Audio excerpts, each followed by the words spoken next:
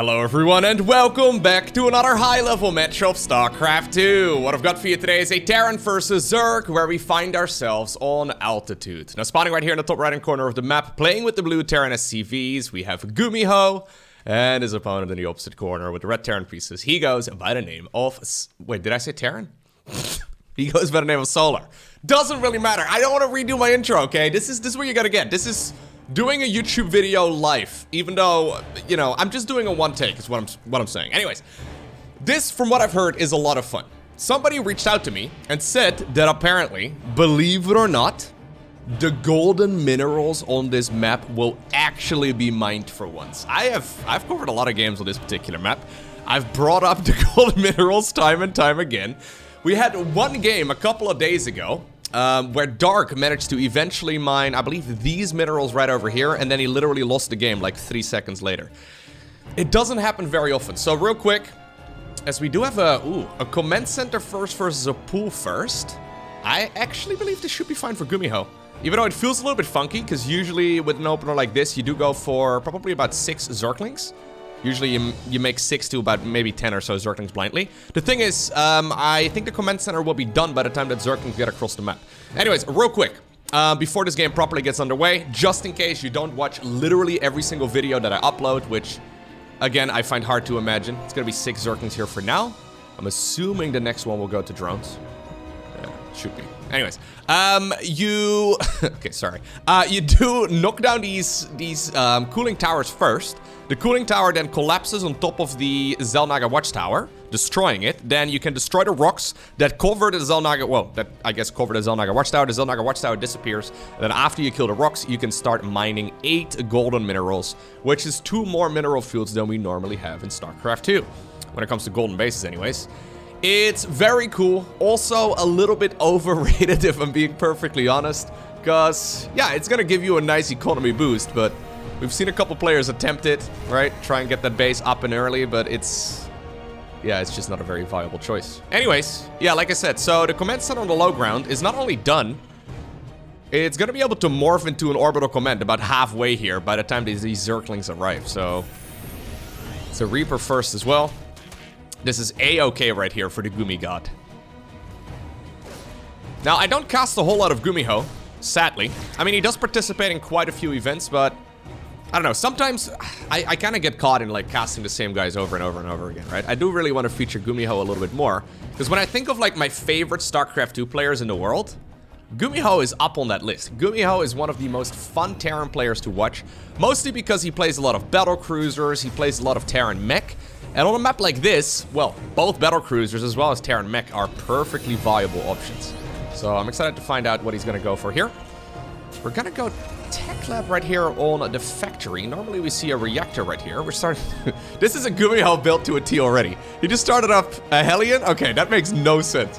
Going for a Tech Lab, he's decided to switch it out right now for a Cyclone. That makes a little bit more sense. But then again, Cyclones in the earlier stages of a Terran versus Zerg? Usually not that great. Thank you, by the way, to the orchestra for that very exciting and very, well, what do you call that? I don't even know. But that exciting end to the music right there. Really making that point of mine even more obvious. The thing is, a build order like this, right? And this is the case for a lot of the Gumi builds that he likes to go for. It literally dies to a Link Flood. Like, you could make a Zergling push right now. Right? You could just make like 30 Zerglings and GuMiho would lose the game.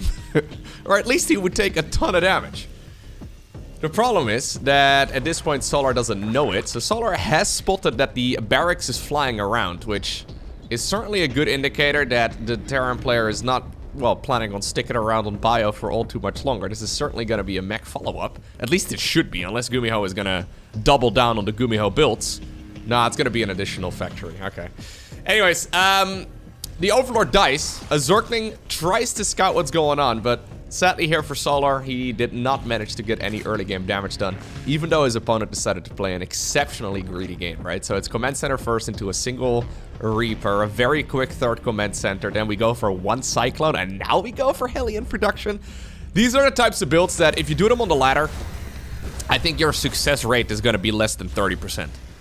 But if you know who you're playing against, and you know you're, well, going up, for example, against Solar, who is very much so the kind of guy who I criticize sometimes for playing a little bit too normal, right? So he decided to go for a pool first. Didn't work out all too well, but 9 times out of 10 he will go for a hatch into a gas into a spawning pool, and eventually a third base as well. This guy, he's known for his quote-unquote standard StarCraft 2 gameplay, right? So, yeah, I think against somebody like that, going for a bit of a greedier start, certainly not a bad choice. And honestly, is Solar really expecting a bunch of Hellions to show up after a Cyclone first? Well, he's got some Zerglings. Alright, only a single drone goes down for now. We're gonna start roasting that Spore Crawler, which is a pretty clear indicator that there could be something that doesn't, that doesn't like Spore Crawlers coming up on the back of this. As we do have 2 Banshees. Banshee over here. And where's the other one? Okay. I think they decide to be friends and then they, yeah, move out together. I think that makes a little sense. They're not friends. Never mind. A little bit of an argument right there between the Banshees. So, eventually, the road right here that Terran has taken is getting him towards full Battle Mech. Now, Battle Mech is one of my absolute favorite unit compositions. It's so much fun to watch. It is, however, not very popular at this level of play. We do see the top level Terrans mixing it in from time to time. Maybe in like a best of 5, maybe in best of 7. They will mix it in once or twice. But it's certainly not the most common build. Most often, at this level of play, we see that infantry-based army, right? Nice little bit of micro right there by Gumi. We see that infantry-based army with either siege tanks or widow mines. This is Battle Mech. So when it comes to StarCraft 2 mech, broadly speaking, we differentiate 2 different styles. So that was almost the correct sentence. Anyway, there's 2 different styles of mech. First off, you have what we call vanilla mech, which is that siege tank, Thor, Hellbat, maybe Liberator, Viking, maybe a couple battle cruisers, right? That slow-moving Terran army. And then you have the much more nimble, the much more agile style, where you go for Battle Mech, and that's this Cyclone Hellion-based force instead. So it's very powerful. Banshees, especially with the speed upgrade, can be very helpful too. That's something I've seen GuMiho experiment with a little bit recently, so it'd be kind of fun to see him going for the Banshee move after this as well. But anyways, we're gonna just settle on killing a couple drones for now. The thing is, even though someone like Maru will not be playing this all too often, GuMiho has been playing this style for years. He was playing this before he went off to the military. He's been playing it ever since he came back as well. Even though his APM is a little bit lower than the other top tier Terrans, he usually has enough to, yeah, still micro these sort of unit compositions very nicely. Now already though, Solar is reading him like a book, so he knows exactly what he's playing against, and he's going for Infestors. Now, I like Infestors a lot. It's a great investment. Sorry, I'm in a weird mood today, guys. I don't know. Maybe it's the sun. It's been very sunny outside. My mom would definitely tell me that it's the sun, and I would call her out on, you know, okay, I can't say that, but I would call her out on you know, not being a thing, rather. But anyways, I love the Infestors here, because the Infestors, with a fungal growth, can stop this army very easily. So, if you fungal, well, the middle of that Cyclone clump, then suddenly this army can't go anywhere. Still, though, you do need Infestors. They're out there somewhere, okay. Zerglings moving forward right now as well. The Hellions decide to morph into Hellbats. Blue Flame Hellbats are very scary, but the Hellions are mostly cannon fodder here. Don't tell them, because they will probably get very disappointed. In the meantime, the Banshees are going to town as well, killing a couple drones. Not bad at all. As long as the Cyclones live, I like this a whole lot better right here for the Terran. Yeah. Those Banshees on the right side of the map really justify this. A bunch of Queens going down right now as well. Those are not the types of units you really want to replace at this point. Okay. He's gone back to the Banshee production. So if you're gonna go for more than 2 Banshees, I think you should definitely go for the speed upgrade every single time. Although he's now going into a Raven. Okay. Anyhow. Where are we at right now? Well, at this point, GuMiho is ahead economically. He's got 4 bases up and running. 5th command center coming up. He should be able to shut down this base over here as well. Well, if he targets it down, here come the Infestors though. Big fungal growth. Lovely little move right there from Solar. Banshee showing up as well though, but he does close in right here on these Cyclones. Cyclones are really expensive. They're not like, well, for example, Marines, right? This army moves around. Oh, a couple more misrallied over here. This sort of army, this Battle Mech army, it moves around like it's Terran infantry. but it really is way more expensive. You can't afford to lose little clumps of units like that. 13 Cyclones have gone down. Now, yes, we have seen way more losses on the side of the Zerg, but that is going to slow down the advancement of Terran quite a bit. Although, well, I say that, he's already ready to go once again for another move. He's also going for, there you go, the speed upgrade for the Banshees. Love to see that. Target firing down a couple of the Infestors here too. There's not a lot of anti-air in this army right now for our Zerg player, so those Banshees poking and prodding, dealing a little bit of damage here and there. You love to see it. Now though, GuMiho has decided, okay, the age for the Cyclone Hellion, it is at least somewhat over, as he starts to mix in a couple siege tanks. So 4 of them are coming up. Command center building on location at the 3 o'clock position. This feels really risky, but as long as you keep the pressure up, there's really not a chance that the Zerg is gonna go for a counterattack. And worst case scenario is you plant like 2 blue flame hellbats right over there. Good luck trying to roast that with a bunch of links. Anyways, this is a slow upgrade, but it's gonna allow those Banshees to move around a little bit quicker. Although we only have 3 Banshees at this point. I wouldn't mind seeing a couple more coming up, but yeah, then again, they're not the cheapest unit here to produce either. Okay. So historically, Terran Mech has always struggled a little bit with maxing out. Because it can be difficult to secure economy and then actually play a competitive game. Oh. GuMiho is showing us that if you do it well, you can do it incredibly cleanly. So he just distracted the entirety of the Zerg army with just 1 blue flame hellbat on the right side of the map. Maybe that sacrifice, yeah, is a little sad for the hellbat, but for the rest of the Terran army, that was a good amount of damage. Queen going down. He probably could have gotten the hatchery too if he decided to target it down, but right now though, as Solar is showing us on the screen, he has mixed in his 2nd spellcaster. So this is Roach Ravager Lingbane into Infestors with Vipers for support. This is one hell of a force. Parasitic Bomb right there is going to soften up those Banshees, and we have Blinding Clouds, we have Abductions, we've got a little bit of everything. Okay, good moves right there though by Gumi.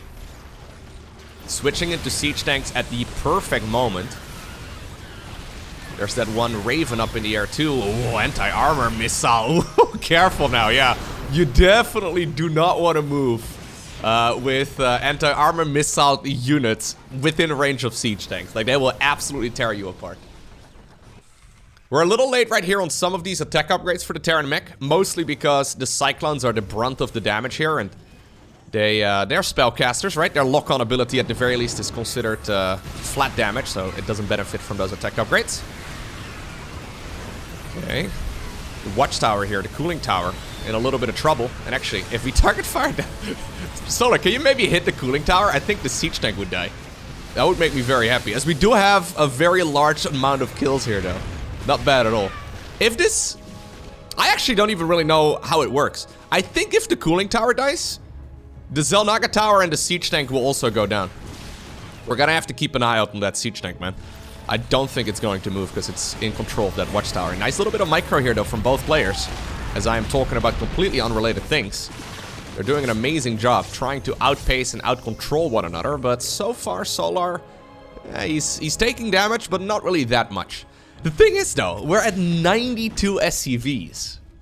92 SCVs, and now he's transitioning towards Ghosts. If you like StarCraft 2, it's hard not to be a fan of Mr. Gumi. Honestly, some of the most fun gameplay you can have. So, the ultimate Terran composition you can aim for is Ghost Mech, right? Ghost Mech against Zerg is just amazing. It counters basically everything. So, these spellcasters, they're very terrifying, but if you can EMP them, obviously they will no longer have damage, and that's what these ghosts are very good at. Plus, you can snipe Brute Lords, you can snipe Ultras, you can snipe Lurkers. Ghosts are phenomenal if they have that Terran Mech to support them. Okay, now this is a lovely little move once again. So much damage being done. Okay, 7 drones have already gone down. I mean, honestly, the control right here from Solar has been stellar. But this is buying so much time, right? So, this Terran army, it's expensive, it's slow to produce. No, siege tank. Oh, okay, the siege tank was thinking about moving. No. It got sieged up once again. Solar, can you maybe just breathe? Like, just sneeze at the cooling tower so it breaks? That would be fantastic. Maybe? Maybe right now? Okay, he's going for the ghosts. Couple of bios? Yeah.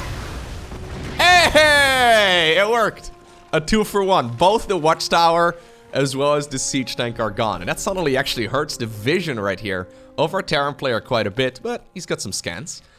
Tactical nuke, also on the production tab. GuMiho is thinking, what do the fans want? Big explosions, fun unit compositions.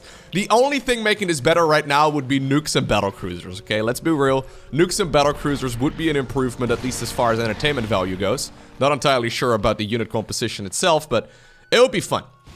These Hellions, though, they have been going to town. I mean, 44 drones honestly feels like a small amount, considering how many I would have lost if I was in his shoes, right? I probably would have lost about 100 drones by now. Solar's been doing a good job keeping the damage to a minimum. But still, 44 drones is 44 drones. It's a scary amount. Okay, Cyclones right now inching closer over here too. Is this the moment where he decides to commit? Well, he wants to go and at the very least give it a try. A couple snipes right there though, do connect. There's also still a few infestors available. There you go, fungal growth on the Ghost, trying to make it difficult for them to escape.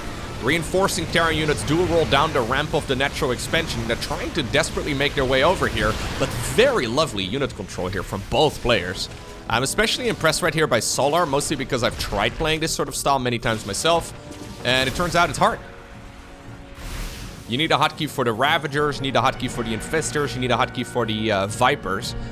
He did a good job there, but he also lost basically all of his expensive units, and that will make GuMiho very happy. This is buying time. GuMiho even gonna set up shop over here at this, like, intersection of the map. If you can take control of those intersections, usually things work out quite well.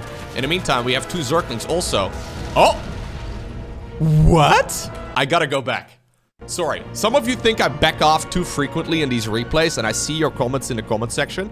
But those Zerglings just did one of the smoothest moves I've ever seen anybody make. Look at them. You ready? Ow! Okay. When you actually slash dance, if you have got a Zergling selected, they actually do a little bit of a breakdance move as well. Michael Jackson right over here, dude. Okay. I guess the siege tank just can't move. It probably would have moved out of the way, but since it was sieged up, it can't. Anyways, we do have a Greater Spire coming up right now as well. Solar sniffs out what's going on right here on the high ground.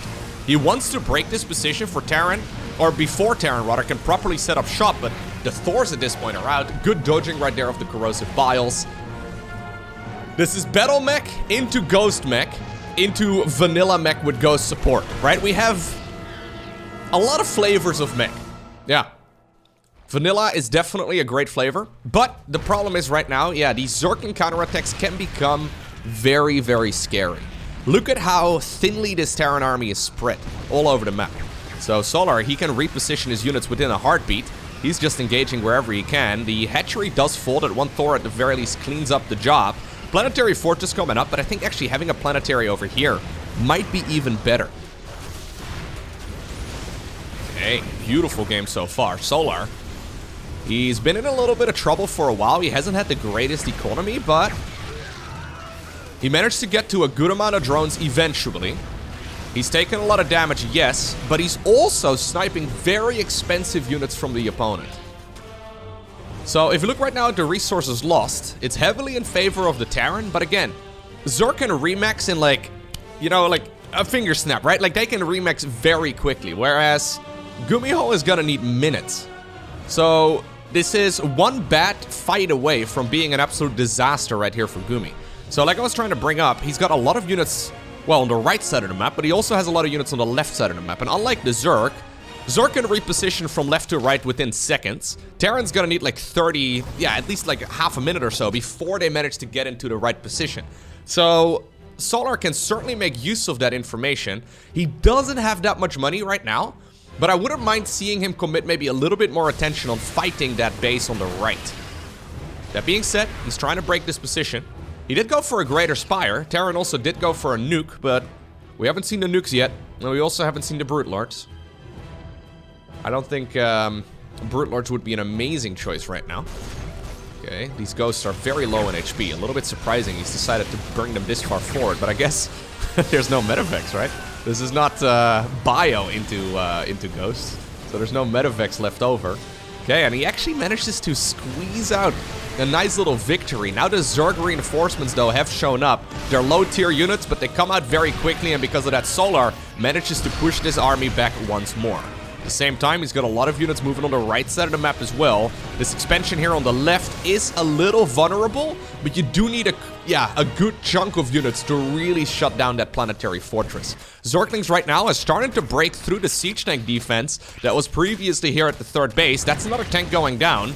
Maybe this hatchery will fall eventually, but now Brute Lords are here to defend it as well. There's no energy anymore on those ghosts to actually shoot down these brutes, and there's no anti-air available other than those ghosts. I think the hatchery will fall, but the Brutelings are going to take up a couple of shots as well. Wouldn't mind seeing the Zerg player commit. That's exactly what he does right now. Quite a few Banelings do end up falling, but those Zerglings on the right side are still killing things. They're still killing stuff. And this is starting to hurt. Solar grabbing the supply advantage. You don't need a lot of Brute Lords to kill a planetary fortress like this, so just slowly letting them work away at that planetary is gonna finish the job in the long run, although he decides to not commit the next 3 minutes of his life to killing one base, so he's gonna sacrifice a couple units right here as well. Another siege tank out in the open, in a little bit of trouble. In the meantime, the golden minerals, they've been acquired. If Terran has any say in the matter though, he's gonna deny this as quickly as he can, because this is gonna give Zerg a very big economy boost. Okay. Zerg can now start just committing all of their units towards the right side of the map, and I think he will need it as well. GuMiho's spread very thin. I'm actually surprised he decides to go out on the map, because this is a tiny army. He knows that Zerg can reinforce much quicker than he can. There definitely must be more Terran units out on the map than what we have right here on the screen. Yeah, and, well, okay, that is the Thors. Okay, the Thors are showing up. That's a good chunk of supply right there. You gotta be very careful. You don't want to start bleeding out those Terran units one at a time. Okay. There's no good answer right here for the Thors, though. Neural Parasite, usually a great choice, but no Infestors available anymore. There's a couple right now on the production tab. No creep in this area. The Brute Lords actually continue working on some of the command centers in the top left-hand corner. Yeah, Zerglings are decent against Thors, but because of the Blue Flame Hellbats, they actually are... yeah, roasted so quickly. So Roaches, I guess, are going to be the choice. But then against the Roaches, we've got the Siege Tanks that deal a tremendous amount of damage as well. GuMiho with some very nimble tech transitions here, trying his very best to get as much value out of this army as he can. There's a Thor getting abducted. You do love to see that. That's exactly what Solar's looking for. In the meantime, one of the orbital commands, okay, it's been lifted up. Solar actually dealing a lot of damage with just 2 Brute Lords. This has been very obnoxious, and it needs to be addressed. Hellion run by over here on the left side of the map, though, also trying to create some chaos. As both players are now just playing the APM game, right? And they're trying their very best to outpace and outsmart the opponent. Doing actions that maybe resource-wise are not very efficient, but APM-wise are incredibly efficient. Well, I mean, you could go there. Okay. Not the case. Okay, the golden minerals were acquired for a second at least, guys. It's a happy day. That siege tank is gonna shut this down easy peasy. Terran can still knock down the debris over here as well and go for their own golden minerals. Wouldn't mind seeing it. Resources lost twice. The game's still in favor of Terran. But Zerg's been mining a lot for a long time. And now once again, we're on the left side of the map. EMP, maybe a snipe, would be not a bad decision. 9 drones have gone down, by the way. I don't know what kind of unit comp you really make here as Zerg, right? So that's the main problem Zerg players usually run into. What unit composition do you make to contest, well, Ghost Mech? What do you do? Usually what you do is you maybe engage them when they're on creep, or you just counterattack exclusively. You have an army that keeps them at bay, but you mostly deal your damage. Careful now, there's Detector up ahead!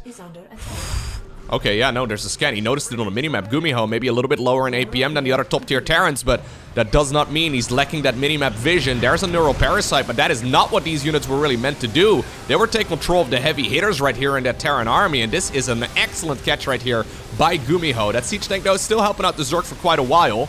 Ghosts have to step away. Thors have to step away. Now a couple of the Medevacs also end up going down. Very expensive units going down on the side of Gumi, but Solar already lost his spellcasters, and I would say that at this point in the game, they are even more pricey. I love the mix-in of the Raven right here. Really lovely stuff. At the same time, though, the Zergling counterattacks, that one Roach over here, being annoying, creating chaos. Zerglings here on the left side of the map as well. Amazing backstab. Maybe Solar can't really contest a maxed out Terran army, but what he can do is run around. He can run around much faster than the Terran can do. So in a straight up battle, sure, he loses. I mean, if the Terran army is maxed out and combined together. But he can just simply engage where the Terran player can't be. Great splits right over here in the middle of the map, but Solar is bleeding out a huge army. This golden base is his last lifeline, and even though this is a bit of an early GG, I wouldn't have minded seeing him sitting around in this game for a couple more minutes. He realizes that without those golden minerals, he has no income available anymore to contest this Terran force. And in the end, it's GuMiho, the Gumi God, who obtains the victory. Very fun game, very fun playstyle.